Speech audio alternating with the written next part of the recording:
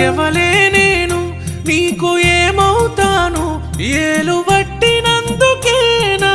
ఎంటున్నావు తాలి గడితివె నువ్వు చివరిదాకా నేను తోడుగా ఉంటా నీకు నే అమ్మవుతాను పుట్టిడు కట్టాలున్నయ మనకు ఈ రోజుంటై రేపుండై దిగులెందుకు నాతో సుఖముండదమ్మ నీకు